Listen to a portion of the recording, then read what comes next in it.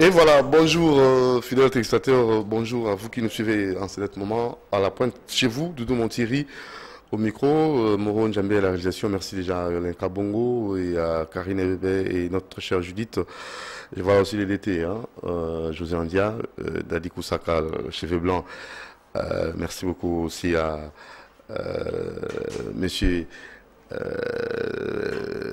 Ralik, hein, Stéphane Banzouzi. Papa Ralik.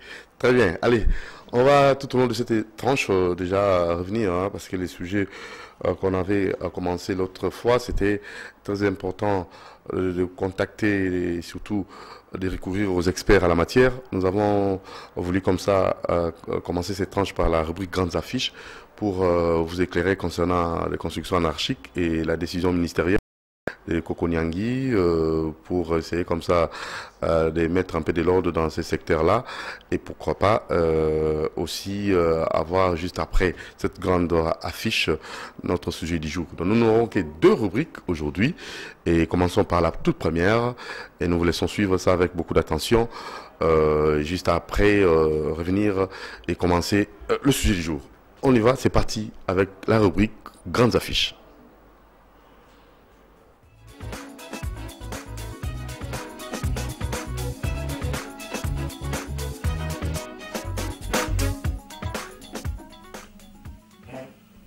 Voilà, monsieur Brunel Joseph Kananga Leki Gibale, je peux toujours inverser, c'est pas grave, le président de l'association des architectes du Congo, grand toujours, parce que c'était vraiment la demande publique, dans le numéro de Bosso, tout ça, et vraiment baisse, donc qui est belé, la réaction qui est belé, on a zungi les lots, na kotalaka ministre Atali makambo ya urbanisme monsieur Kokonyangui na mokano azwaki ya kotala penza bandako oyo ezali kotongama na kolanda norme te et tunaki to mirape koyoka na ngambo na yo likanisi wana nanu oyo ministre Kokonyangui azwaki soki méthodologie à travail wana bino en tant que architecte.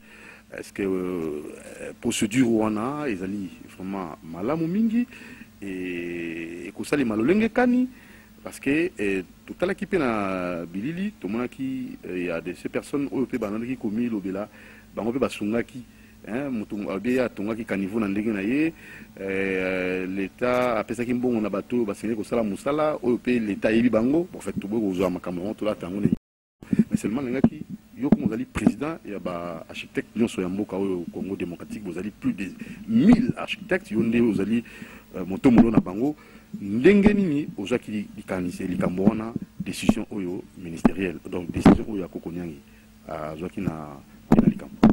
Merci. Bonjour d'abord. bonjour c'est Ndeko Doudou. Omoni namboka na biso il faut tout ça l'effort vraiment tous à la kate batu yo ce qui mon camion gouvernement a eu décision to personnaliser ngo et comme na kombo ya mutu wana parce que ministre Kokonyangui azali ministre aza représentant au gouvernement donc à cause de la décision te karabo ya la muti na tongo a eu décision yo moko donc tout le que gouvernement a eu décision mais yeba que gouvernement azali na pouvoir les sols et les sous-sols et la réalité. Ce qui est ok kotonga bitongela tongela mukolo l'état ou la muka a eu décision que si kawana il faut na buka on peut tongi mabe oko perdre. Donc décision ministre a eu na lobité que za malabu, na lobité que za mabe, mais il faut que tout à l'aspect il y a décision na applicabilité nango. Parce que batu mususu bazoya atongi place ya mabe ya solo, momo na kiazana ba document nyonso. Nana PC ba document. L'État comme ta PC ba document. Donc il faudrait et ça problème mon cause moi un peu profond. Donc aux la légèreté to kutika nda ko nyonso to buki to kusinda ko nyonso to buki. Parce que à un certain moment ba tum soso ba kozala na droit ba ko tomboka pe ba ke na justice ba ko funda l'État ndenge buki bango ndako pendant que le même l'État nde muta pesa bango ba document. Donc il faudrait que tout analyser en malamu mais c'est une bonne décision pour nous arrêter batu oyo bazotonga na désordre to lembi yango to comment congolais yo karné na fimbo to mona muzetango ya kia wa taxi bis to za mata batu ba jambe croisée mitango ka muzi atelema ki ba beta bato ba fimbu omoni que discipline ekota tilelo dans taxi biso omona so bato ba jambe croisée. Dans un certain moment l'état il faut tellement et c'est encouragé décision ziwana l'état vraiment tellement landela ngoti na ba quartier nyonso baso bazotonga likolo ba caniveau bazotonga ko barinzela ba mususu ba bisinga côté moko na monga fula mutu alamuki na tongo lokwa comme na mbongo a venu à clôturer à côté on a le pango na ye. Il y a des gens comme ça, il faut pas la punir. L'État, il faut aller extrêmement tracteur place sans pitié baboukango. Donc, ça les maranango partout dans Bambo Canyon, c'est ça les maranango. Voilà, ça c'est bien, la décision ministérielle, c'est bien bon. Mais seulement, au Monara, parce qu'il y a des ministres, tant on a qu'un ministre, à Tongaka Bongo, tant on a des sous-té, Baniba Bouka, Sikao, et Sika Oyo, à Tongaka Mabé. Alors, Sikao, décision, pourquoi deux poids, deux mesures? Il faut pas péter mbata bato nyonso azala colonel azala général azwa mbata. Bon, ndeko dudu kozala colonel kozala général kozala ministre mutu mo azali kolwa mibe kwazate. L'état azali l'état azali kolwa mutu nyonso. Ozala général aza mutu faut pesa ndingisa. Colonel aza mutu faut pesa ndingisa. D'ailleurs, même l'armée, je crois que bateau baza le plus discipliné dans mon kilo, c'est bateau baza dans l'armée. Et l'armée, ils ont n'importe qui, pas comme un colonel, ils ont n'importe qui, ou comme un général, ils ont n'importe qui. Baza officier supérieur, il y a Mboka. Baza konziminene, baza grand intellectuel. Nan limité que général Penza Malonga à côté les macaraboué, à quelqu'un tonginda kunae bitongela te. À quoi se référer? Ba technicien ba opese ba conseil alors que ne peut dans l'état ko tuna et sikane ni ako tonganda kunaye donc les kamwana kolobake général atongi ba bukate non l'état soki a lobby a eu décision au moni eloko ba benga na construction ba benga expropriation n'était na lingana na lobango ndeni soki par exemple l'état lobby na lingana tonganzela moko elongwa awa na kitambo a tracé nzela netine échangère. L'État a décidé, Mokili Nyonso, à Kolobisabino Batuzana Banda, yo, vous avez une trajectoire en Zola, n'a sala pour l'intérêt public, allez, Boulongola Banda Kunabino. Mais, indemnisation, ils allaient. C'est la rabat, bon, parce que l'État m'a belé Zayaye. Donc, Tokolo Baté, comme tu peux avoir Moukonzi, à quel retour à Bitongela, non, ça ne peut pas passer. Tous en 24 communes. Dans 24 communes, en tant qu'expert en matière, M. Brinel Joseph, Gibale Kananga, ndenge mama Lydia zaliko linga vraiment na prononciation malamu mingi. Commune nini oyo bato ba ko tonga banda ko étage. Na 24 communes. Commune nini oyo banda ko étage ko tonga mate. Bon, le plan directeur tozana ngo ya ville Kinshasa ils a vraiment dépassé. Parce que tango Salima ki na Kinshasa wa tozai na 400 000 bato. Mais le autre komba 12 millions. Toujours que na 13 millions. Donc, kolobake commune ni bakoki kotonga en étage, commune ni bakotonga en étage, c'est comme moi passé. Mais au moins, toyebi na ba ville nyonso minene, côté ba benga ka ville basse, ils ont toujours banda kwa milai. Au bandi na Gombe, côté à ville, banda kwa milai, ils ont quitté na gradin. Au pays par exemple na ville, ils ont 20 étages, 30 étages, gratte-ciel, au kiti côté ba lingwa bando kita ba 10, tout ça. À la périphérie de mingi, ça dépend, il y a plein d'urbanisme au Bossala. On a un système, il y a toile d'araignée. On a le Njili. Donc, on a un quartier 12, on a un quartier 1. On a des années. Parce que nous, on apprendre. Njili, on a un système à toile d'araignée. Donc, aujourd'hui, quartier 1A, on a tourné si quoi. On a tourné au quartier 2, quartier 3, quartier 4, on a tourné le cercle. Ça la de façon hasardeuse. Non. Bien étudié, c'est bien planifié. Les urbanistes vraiment travaillent très bien commune en Djili. S'il y a des communes où ils sont bien lotis, les communes en Djili, les Ngiringiri, les Kassavoubou, c'est très bien loti.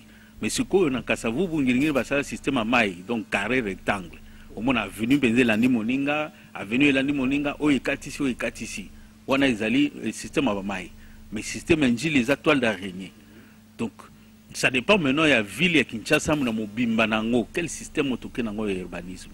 De l'objet côté que vous allez densifier, c'est-à-dire place par immeuble, mine, et belé, côté où tu as kita, tu as un moyen, tu as 1 plus R plus 1, tu as une ville basse, tu as un côté résidentiel. Donc, dans la ville de Kinshasa, ce que tu as bien, tu as défini ça. okomona que Gombe côté à gare centrale les aba immeuble. Mais comme côté à Royal na ciment côté à fleuve les aba na kwase. Mais boulevard Mobimba ba autorisa ba to basala ba immeuble. Mais à part boulevard côté nyon sur les part et d'autres les aba na kwase. Soko yena kitambo magasin komona kezaki banda kwase pardon kitambo en général. Ma campagne les aba na kwase mais ils ont kendeti na étage moko 2 étages. Na pigeon ndenge moko. Donc jusque là na ville de Kinshasa place où ils allaient qui vraiment oyo bakoka kotonga ba immeuble les na Gombe. Ils na Gombe. Mais les lots est commis partout. Ils allaient na Bandal. Bandal mundele salango étage moko. Côté mususu ils en assez.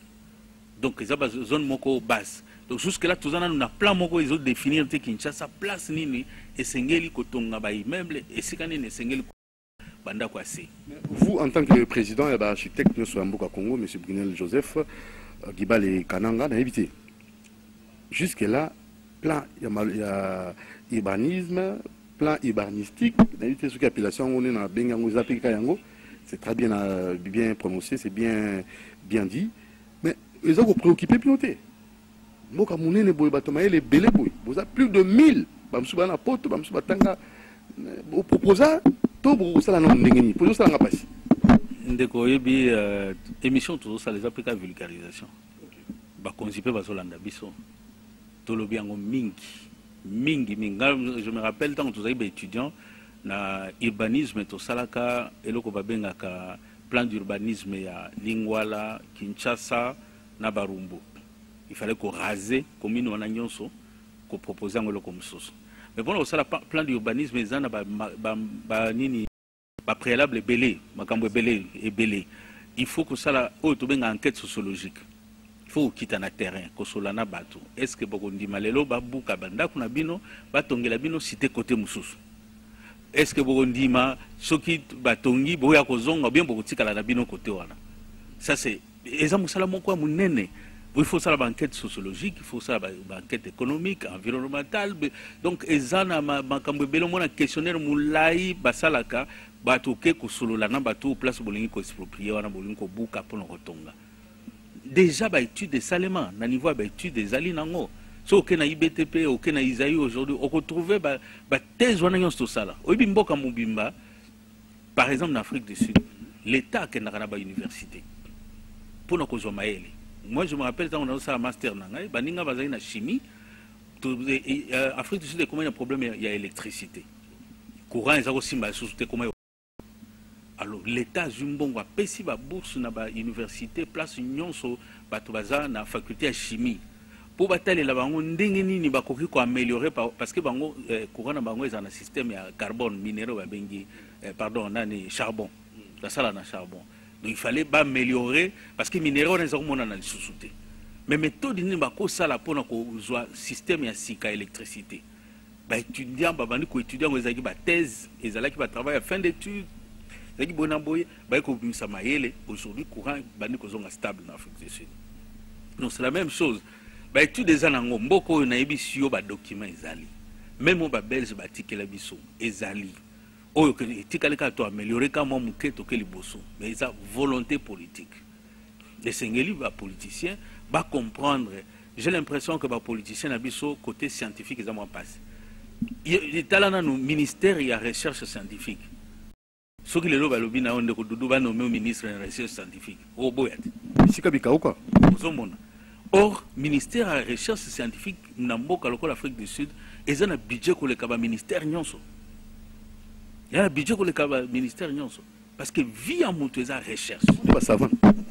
Mais est-ce que na Congo ba savant bazate kende kuna na Afrique du Sud ba savant on bozo bengana ba congolais baza combien na émission mona sala ki na lobby meilleur gynécologue Afrique du Sud aza congolais ndeko docteur nani Songabao on fout de cerveau à l'étranger. Non ezali ba matière grise ezali ezala awa ezali ezana exploité. C'est ça le problème. Guerre na biso ezali matière grise awa est exploitée. Donc pour nous on a la question na yo tant ozolo ba que est-ce que biso to baté ba scientifique et belé tous ali plus de 1000 ba architectes tous ont proposé mais tous a koloba mikolo nyonso ba action tous ont mené ngo mikolo nyonso mais pour que batuba yo que la bino il faut pas monter dans la volonté oyokela yo so mutu aboyi na oyokela oboyi na yeka oyokela est-ce que toke na commune na bandala tuna ko ligamba 24 commune pour na kitina na bandala bakati banzete wana est-ce que kokata nzete wana ba kontataki bino to eza ndenge ni bon kokata nzete na mboka na biso ba komisango eloko ya ministère de l'environnement na ebité pona nini mais nzete za bandala lungu ba bisenga tuna président Brunel Joseph Gibal Kananga ayisa biso ndenge bazokata banzete na bandala wana ndenge ezalaki bakonzi bazoki mokano wana eske penza ezali penza malamo longo bani bongo ndeko dudu na yebisaki ojour wana architecte azali mutu oyo aza koorganize baespace vie ya mutu donc etali kaka ndako te etali kaka jardin te mais etali mpe nzela etali parc public etali bapont chose biloko nyonso wana mais ozokende kokata nzete bomituni nanu belge lona nzete wana mpona nini parce que nzete eza kofaire partie ya environnement lelo toza na eloko bazobenga réchauffement climatique eza blague te biso tozovivre yango te parce que toza na forêt équatoriale yango tozosakana mais kende na poto baétude mikolo na mikolo bazosala comment korésoudre problème ya réchauffement climatique bapollution banini moto akoki eloko ekosunga biso na réchauffement climatique eza nzete po nzete nde moto azodégage oxygène ntango totanga na cours ya technologie nakanisi bato bayebi eloko babenga photosynthèse tozakomona yango biloko totanga yango tokenda yango wapi mais vie yango wana nzete eza très important pour la vie ya moto parce que yende moto azokoproduire oxygène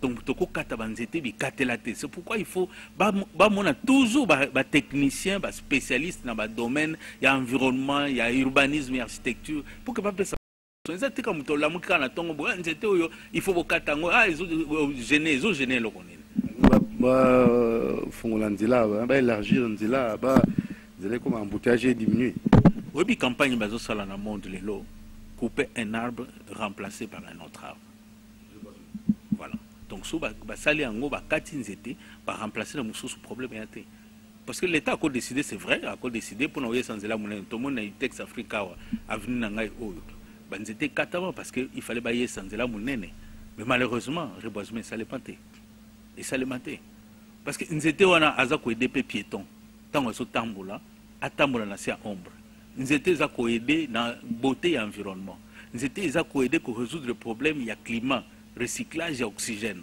nzete za ko aider makambo ebele nzete za wana eza ami ya mutu na anglais babengi yango human friendly eza ami ya mutu mutu ako vivre sans nzete te okota le batie pavement partout pas na bango baza civilisé bango batia ciment partout babi bomande parce que ciment ekoabsorbe chaleur na moi na butu ezongiseli molunge nyonso wana et c'est comme ça omona bato mosusu moye bavanda na lupango na bango ezalaka te na pourquoi il faut bamisa bakiti libanda or eza na baconséquence ebele ntango ozwa bana no baadolescent bazobima libanda bakende kovanda libanda na balabala oza koexpose bango na nini na lemba bana moi boye bato nyonso bazobima libanda mpo molunge oza na raison monsieur Brunel Joseph parce que totali biso na ntongo so tobimi biso to mouvement sens moko biso banso toke na Gombe biso banso tozongi na bandako alors ba mouvement wana est-ce que bino en tant que bato bozali ko organiser bozali ko bongisa ba activité mo eloko nesika nango ça ne vous préoccupe pas on a un problème moko na lobela ngo na kolobela ngo pe na olemba te na biso tout est concentré na Gombe nyonso eza concentré na Gombe magasin eza na Gombe aux alimentation eza na Gombe administration eza na Gombe place ba direction nyonso ba ministère na Gombe kaka il faudrait tout ça là modèle ya Kinshasa 2 ndimba mboka mosusu ezosala to panza mboka tango tozokende kotonga cité biloko nyonso eza na Gombe tomemi yango kuna okomona ke bato bazana posa koya koto te mais problème moko eza nde mentalité pe lisusu ya biso ba congolais ça parce que tout le monde on a la liberté marché liberté tongami koleka grand marché nyonso eza kuna me bato bayaka na bango kaka souci ya congolais eza nini non elamba na sombi na Gombe eleki na kato ya kato eleki oyo ya marché de la liberté donc il faut donc musala na Congo eza kaka ba technicien te ba politicien te na biso population bino eza yango na moko soki afungo na monga fula eza yango na moko mais biso eza loko ma fierté moko boye ngai na somba bilamba na Gombe bino basomba na cité. Non, c'est pas ça. Na bamboka o eza développé. Et puis ba sud-africain musu baza ngana vani mingi na Pretoria. Sud-africain mais autochtone ko tuna e Johannesburg ezaka a habiter. Na tuna sud-africain na bi o yebi Johannesburg tena tikala okoma kuna. Tuzana ajini 60 ans. Puna nini? Abilo uni na ko luka kuna. Parce que tout est à la portée naïe, est à la village, est à la wapi, et si qu'il y a zali, classe zali, université zali, marché zali, supermarché zali, bilo kwa collier zali. Et il faut tout ça là on a n'engona. Mais tant on biso ba technicien, tant on biso ba scientifique, tout ça qu'on développer ville, n'a pas politicien, n'a volonté politique, population pas à comprendre que si tu vas tongelinga sikakotoyo, ezaka kandenga moko. Mito wana ya Gombe longwa. Pour Gombe ezaka lokola eza supérieur te Gombe eza nango ka kombo eza nango ka kombo. Alors nanga ki batu bayi bape hein pour batu bazo tonga bandaku bazo tonga na éviter en tant que président architecte monsieur Brunel Joseph depuis biso lelo bandaku modèle nini oyo ko eza penza na actualité hein ba construction nini oyo penza na actualité et surtout likambo ya ko ba penza pour batu bayi éviter hein ba susu baza na posa ko contacter bino pour la construction, pour la page, dans la construction actuelle. Bon, on est à ce sujet, il fallait que l'ango jour il y a un moment de débattre parce que na temps mukebo est difficile. On dit pour le numéro prochain, mais seulement flasher bon rara et bon muke kaka parce que la question peut téléspectateur mukatunaki. C'est que la question là qui est belée. Non, on m'a dit que un film nigérien, film tout ça, c'est possible. Comme on peut la kin, peut imiter la construction. Est-ce que la construction est à la climat, est à la température, est à la nini ou bien qu'on tournera bétonner la montre. On est complexe. On dit Congolais, ma bête est en soit on est là la télévision, tout le monde a un client moussous. Aïe tongela ngandako, aïe na ma photo né aux États-Unis, na mona yenda aux États-Unis tongela ngangwa. Mais éviter que les États-Unis batongana bango mabaya babanga mupepe makasi kuna bakamboze belé. Donc quand on anda ko eza kotala na no climat yanda ya place aux ali. Biso za na climat moko chaud humide. Donc mo eza makasi mais to transpirera mingi. So que en Afrique du Sud, mo eza makasi mais to transpirer te. Ba benga on ba climat sec. Sikoyo tant oyo zo anda ko Nigeria, oyebi climat na bango te. Ba Nigeria ba sali ba toiture désordre oyebi te pona nini. Aux yeux il y a un Kinshasa mu pepe ndenge souffla kuna na Nigeria oyebite soleil ebimaka côté nini ville ndenge toza awa côté aéroport ezokende elala côté Kinsuka. Bon biso orientation na biso normalement na climat na biso po tonganda ko malamu ezali nord sud. Donc mu Congo tena ipene otali na fleuve yango nde nord sud. Salon na yo faut ezala na nord sud, ba chambre na yo faut ezala na nord sud. Côté est ouest de côté où tu as service et cause à la toilette et cause à la cuisine et cause à blomso où ils en a pour ça moi makasi ce que yo que ne copie ndako yo ko chango na Congo est-ce que tenir compte de bloc on a nyos parce que moi na ba salon mususu na pourquoi na ba 14h 15h so climatiseur exact pour vendre té parce que ba maman on a ouest moi ils ont beta bino na ndenge mo sakana fa na ndako mo ndengona au moins tu vas transpirer dans n'importe moko bakimi bango nyonso baké côté ya liba on a répété na ina otala batu au kokate parce que après oyo ka ba mot de tête oki wa kuruba ti lo kanso za maladie parce que au chez salon place ya séjour place na après midi nde batu basisi musala bazozonga na ndako mais moye yeko kanga yo donc travail déjà cerveau elembi oye na ndako lo pema moye ebetio mususu pe na tongo ba 9h mutu alali chambre na eza côté est a fungoli ka fenêtre pour au moins mon pepe moye beti o la muki moye ou pe mezate c'est parce que mutu aza ko kanisa na ya on a loba ko tonga ndako ou bien biso ndenge ba loba ko bango masala maman ba dessin boyete dessin te ezalaka étude mobimba to sala ka scientifique. Alors pour revenir à la question na yo ndako modèle nini ba ndako eza moderne pour na biso ndako moderne ngako lubezate ezate parce que surtout tali bien architecture malonga pour na biso eza ba koko na biso batika bandako ma ya paille na argile na nzete tala ba capable de resala ngopé mais ce qui le lo en Afrique du Sud bandako ya nini ya paille milliardaire mutu avanda na kati ngai naza camarade moko en Afrique du Sud soki naki epa na ye azala na mposa climatiseur te c'est ndako ne eza pai mais c'est vrai qu'eza trop cher mpona kuna assurance nango ezalaka cher mais c'est question seulement ya koaméliorer matériau toza nango problème na biso ezalaka nini bikopia biso bascientifique olie totambusa mutu tozwa itu wana matiti oyo baza basalela wana argile comment tokoaméliorer yango pour que tobimisa eloko mo moderne il faut tout se focus wana so que na Brésil okuta bandako mabele mais c'est de belles maisons so que na Grèce okuta bandako mabele eza bandako kitoko d'ailleurs même total bandako nyonso belge atika so mona ndako sima ok na Gombe na Kalina bandako nyonso eza na ba brique cuite eza nini argile et mabele wana ngwana na ba village na biso ba utiliser kango na avantage nini argile azawana asupportaka moi akotaka moi te argile moi ekobeta ye ndenge nini akozwa moi wana te mais ciment brique ya ciment azwaka moi ameli na butu pum abimiseli yango c'est comme ça que lelo minoko mosusu bandi kotelema ke ciment eza mabe eza cancérigène boye na boye bascientifique bakomi kotelemela yango batole eza mabe et tout ça mindele komona bandako na bango résidentiel bachaka jamais tol donc pour nous architecture c'est vrai tous un modernisme tous ali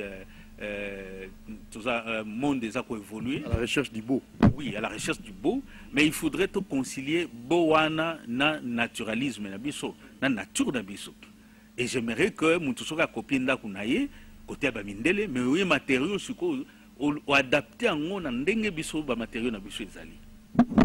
Voilà, alors vous comprenez que c'est vraiment important pour ceux qui architectes azolo bâti mboka ekufa. On est bazo fan de sa biso, on est bazo tonga mboka, on est mutu baza vraiment couper sa sens dans vie na biso. Yango moni monsieur Brunel Joseph Gibal Kananga albi akolembate akosensibiliser bino kaka architecte akoloba kaka pour yenda zali président il y a l'architecte nyonso ya Congo te boyoka.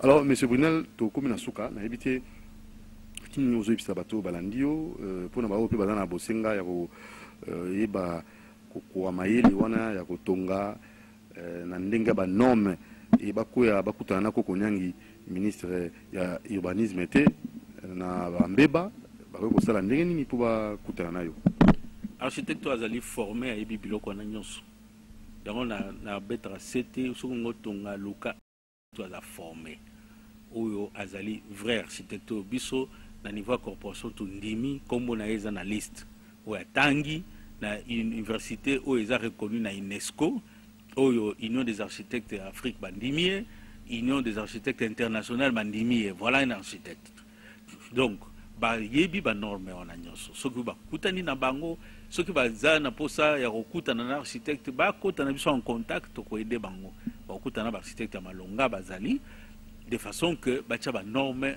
en place tant aux tonga ndako na yo ezala te que bitongela luki maçon obi culture moko eza na biso wana Congo soki grand-père azaka na maçon moko atonga ndako ya grand-père papa tango akoya akoli atongi kana koko wana maçon électricien bango nyonso ya famille bakitanaka électricien na biso ya famille ata tozoyeba na mike ye moto aza yobongisa courant lobi kaka ye moko lobi omona tata moko fatigué famille na ye o biso bato totanga la voix d'Israël emona pasi RTNC lelo emona pasi référence na bango eza biso bato tonga la voix du tango ezali la voix d'Israël biso bato totonga sozacom mais meka kopesa ye ndako oko regretter parce que aotongelo ndako 1930 azana ba notion wana etikala kaka ya 1930 wana ayebi te que makambo esi évoluer donc je crois que l'architecte ya malonga bazali et je le répéterai toujours ndeko dudu bolembanga koto wana et na kolemba pete ko yebisa bino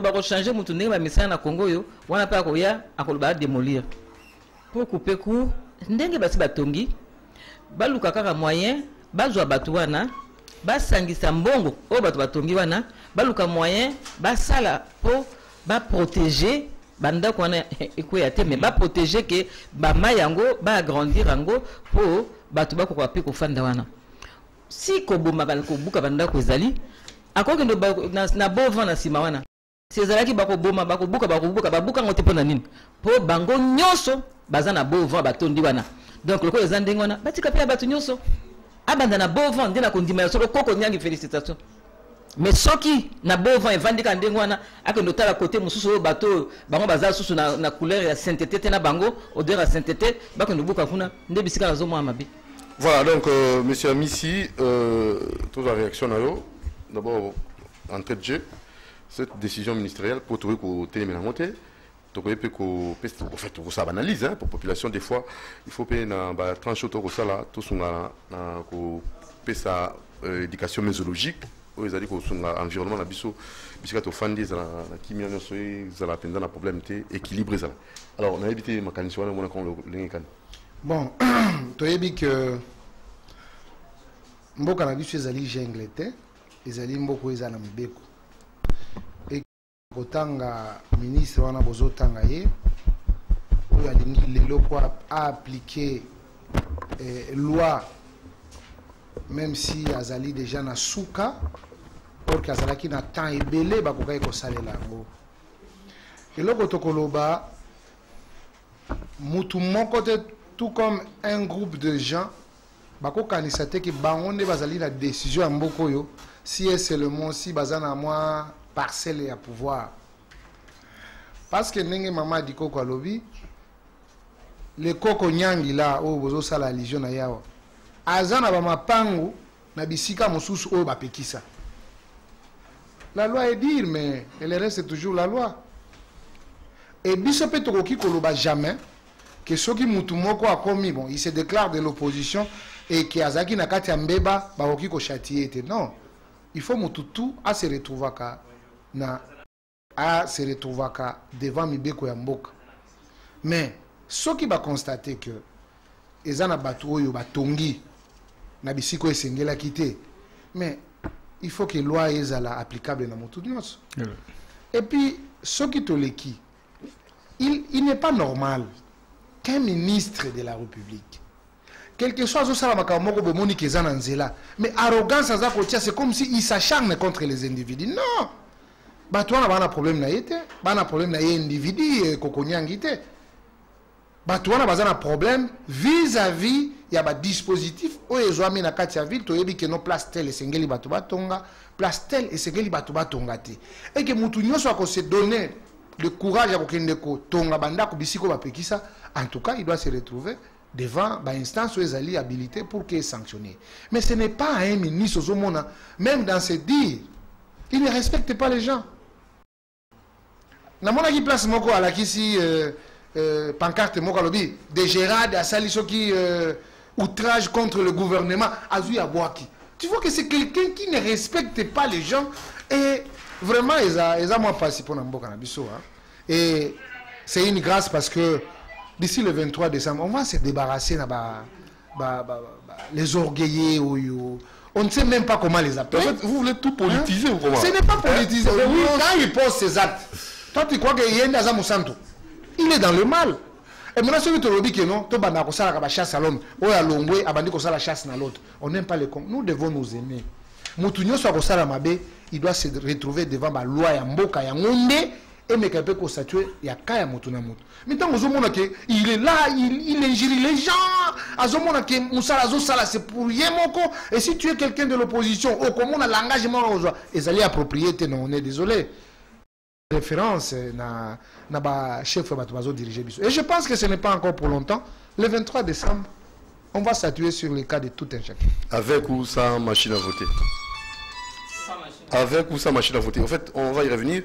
N'a pas préalable est-ce que ceux qui s'amite, est-ce que l'élection et vous allez tout en fait, ça ce n'est pas le sujet du jour. Monsieur Mangalibi. Banda on tombe bongo. Batu ba yeba kité. Tu sais, il y a les loyoko, nous devons arriver à savoir exactement ce que nous voulons. Comme on dit, les loyo, je crois que Tumbanabiso, ils allaient respect à Mibeko. Comme on dit. Je sais que les loyo Tumbamse Zalinini, Toiti na ba famille est belle, chaque personne a une manière d'éduquer. Cela montre qu'il y a une éthique moroboye des fois, ceux qui m'ont occupé, sont moroboye namboka. Il ne faut pas les mettre. Mais ce qui bat décision au Azui va pour l'intérêt de la nation. Parce que si nous venons ici, nous parlons de la nation. Nous avons quelques sites. Par exemple, un centre de radio-guidage et de la règle de radio-guidage et de la régie des voies aériennes. Concession Sebeco Bibois. Bédengale ma lotissement chanik. J'espère qu'au Lekana un jour, parce que Banda peut continuer qu'on a Otongama. Ce qui a ça là, c'est vraiment une bonne chose. Parce que les alliés ont un projet à Kotonga, balabala moins qu'au Lekana Simona. Mais les gens continuent à construire jusqu'à aujourd'hui. Et tout ça n'a pas, par exemple, Eucalyptus, qui est en train d'être, qui continue à être construit. Tout ça, dans le cimetière de Kinchuka. Benjen Baotonga, supermarché Kuna. Tout ça, dans le cimetière à Sifoko. Donc, ici, quand on a battu, c'est Otongate. Ici, quand on a Otongate. Le gouverneur à Tchaki, tout le monde par exemple la concession de la régie des voies aériennes portant le numéro où ils allaient à côté à Bibois, qu'on a Babouka déjà, tout le monde terrain de sport, Camp LZ, tout ça il a déjà récupéré, immeuble en face de Willery et Boukama, tout ça en prise de réglementaire de la voie ferrée de la gare de Ndolo. On a moussé les alliés jusqu'au niveau de Pont-Matete. Donc, comme on a les poids lourds, Nangambo Mosusu et les industries Zalaki, Batouan ça va limiter na balabala. Pour dire qu'ils ont un document en 2013, où il y a l'étude faite par la ville, on n'invente pas, on vient avec des documents que Batouana, on ne pouvait pas les autoriser à Kotonga. Et pour autre élément, Tokobakisa, bon, je sais que tant Tokomela qui le gouverneur Kimbuta, pour nous donner l'information par rapport à ce cimetière, il avait reçu copie. Et il avait suspendu un moment les travaux pour la construction il y a essence, et puis il a levé sanction.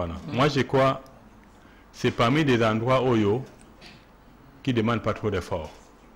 Nous savons là-dedans, il y a des hauts placés.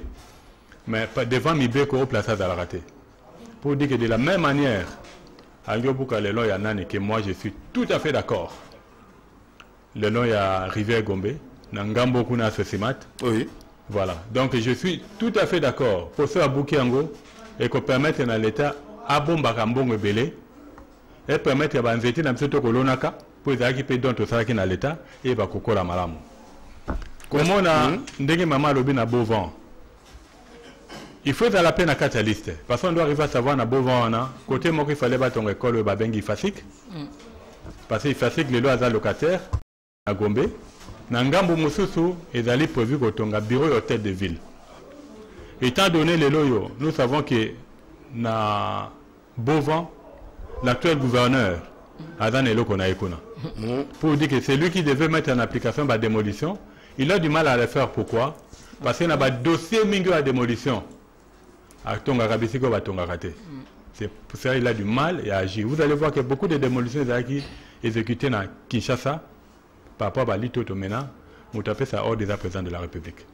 Or, tout ça dans un système et entité décentralisée, chaque moto a une position. Ce qui nous a toujours surpris de voir que jusqu'à aujourd'hui, M. Kimbuta et les doyens des gouverneurs, mais sur le terrain, a moins. Non, il y a ceci. Il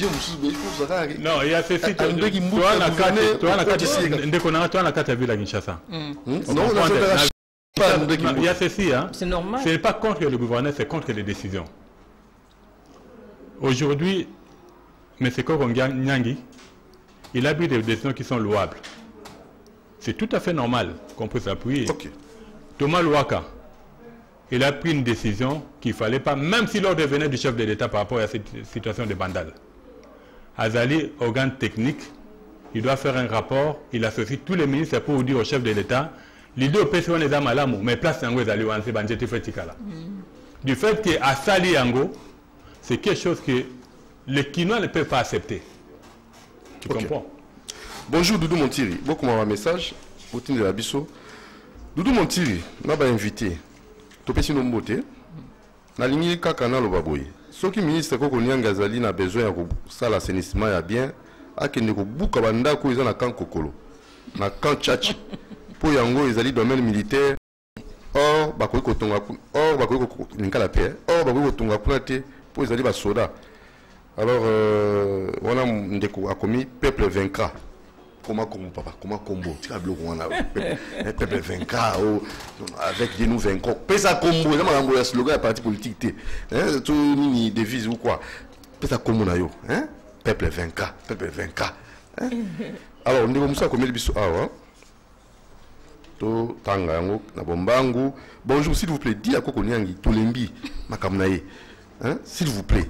Tolembi. Yebisa pe gouverneur Asala Moussala. En fait, tout ça dans baki mbuta te. Bon bazo sangisa pona ndenge bato bazo autorisation à Kotonga, bazo rango wapi et tout ça. Alors on habite maman na biso nzete bakati na bandalungu na moni mbala oyaki kolobelango bakati ba nzete po ba élargir nzela. Totunaki mutuna na pa monsieur Brunel Joseph Kananga Gibali apesa ki pe yanonaye na epiti yozolo bani na tina likambola. Pona kotana no na banzete omoni ba écologie omoni ba espace oyo monsieur Mangalibi yo tare Mangalibi mais yo so bengi Mangalibi Nemo omoni ba mso ba elle ba benga réopard okay. Donc on a bengi na sens wa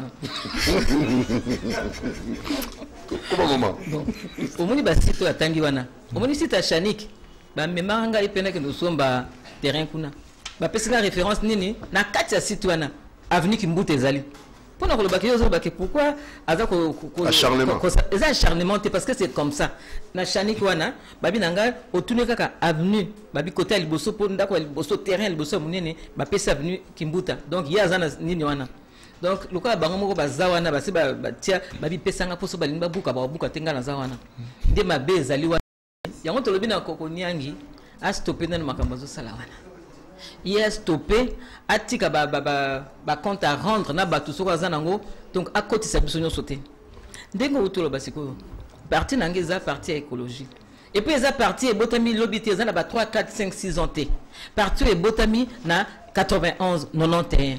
Et botami pour na nini parti parce que autorité morale à parti monsieur Ngoyi Théo maire Lukangu azalaka na 68 à Somba Lupangu na Kosbaki à Tongandaku ezali côté hôtel Aqua tozaka en face na biso na Ntumbi Pierre donc sok na bino ke Lupangu wana ezalaka lisusu te ezipama ekende na mai na ba inondation yango autorité morale atalaka banda le wana tango suko makamba multipartisme ekoya ayeko sala partie ya écologie pona nini po ete cadastre ezala na musala nango avant ko tonga ndako makamutu wana ko en compte mais ba congolais ndengi bazawana bakipaka te ata ye gouverneur ata ye Koko Nyangi wana so to bito landele bien okotala babisika mususu ya sombi donc moyen te congolais qui prate pour ni akipaka pona ye zaka tonga on dirait balamuki ba nouveau riche balamuki to tonga mbango on dirait Congo ekosila mabele ekosila et pourtant ba yebi ke tozana espace za munene ba centres sociaux ba foyer zalaki ba kamati ba tongi ba buki ba ti bandako nebité genre nini bato ba côté na Congo oyo balingi ba mon espace moko vide te donc l'espace nyonso ba comme ko sili sango ba tongi bandako en hauteur en largeur en profondeur donc j'étais bandalo la j'étais na zo biso likambo tozo comprendre na kamonde lelo nde na okike eza mibeko euti pa ya excellence Thomas Louaka mon frère que je salue mais na kamwe ke euti pa na parce que en fait en fait hier M. Thomas Louaka a visité avec le président Paul Makelele a ébissé balabala pour l'embouteillage. Or, il y a des organes techniques. Oui. Il y a des kolobando obitu élargi balabala. Tala na maison mbungu. Oui. Boucher comment déjà. Balabala le fait tikaraka aboye avancer par raison pour na balabala tika ndenge zali mais ce qui a fait juste c'est que sa bordure mata par exemple na 50 cm Mais oui, par exemple. Mais il est temps de donner que soit sali bongo so baba le yemunene. C'est à son avantage. Ouais. Tu es bi passation des marchés en Inglaterre qui ne le sait pas. Pour dire que à bossan intérêt à peuple, à mon intérêt naïe. Oui. Mais et l'eau bazo bossana. Au moins il boulevard du 30 juin. OK. Pour pas agrandir. Et l'eau bazo bossana. Mboka na biso Congo na banzela wana nyonso ezana histoire nango. Banzete oyo ndela zaki zoba te tango akonaka banzete wana tango za ko urbaniser ville ya Kinshasa. Nzete zali wana ba ko tuna biso ba écologiste, ba tuna batu basaka na urbanisme tout ça ba expliquer bango. Nzete c'est quoi? Nzete bisike zali wana eza ko bikisa biso oxygène na mupepe. Eza ko protéger biso contre moi et puis eza ko lutter contre réchauffement climatique. Nzete zawana ndenge bakati nzete donc écosystème ba biloko belé kei ba mapungu pungu ou bien ba papillon ndenge botaka elongwe. Alors ce qui nzete zalité milinga nyonso ya ba voiture elekaka wana encore biso ba na Congo to tondi na ba jeep ba nyonso bazana ba jeep minene ba mindele kuna bango bakoma ko sopango po bango baza suna besoin te ba lingi baza la passion ya population na bango kuna na poto baza ko tindeka ngo parce que milinga wana eza ko boma. En plus awa na Congo ndenge bakati banzete milinga wana bana bazawana ba mikolo nyonso bazo pema milinga voiture bakozwa maladie bakende hôpital ezate ata hôpital ezali mbongo ezalité eloko bazo bosana pona ko sala plaisir na président Kabila bomisi bato ebele. Ce n'est pas comme ça kolinga Congo. Avant ko kata nzete bo bengi bato nyonso ba ceux qui RBN éviter bato atala banzete banani baye ba fandi bo tuni nanu ezi étude munene ezate kaka lelo aussi sito dit sito fait.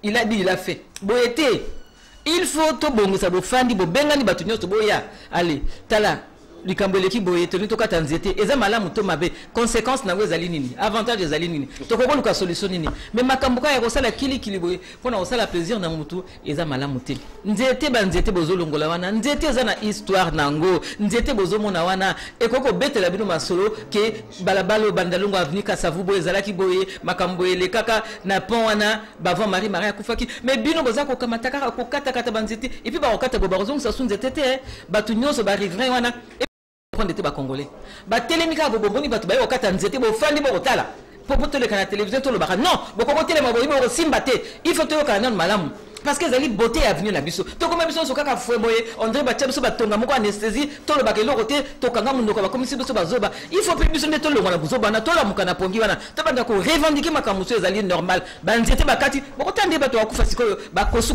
ba milinga wana hôpital pesate bande ko na. Alors monsieur Missi.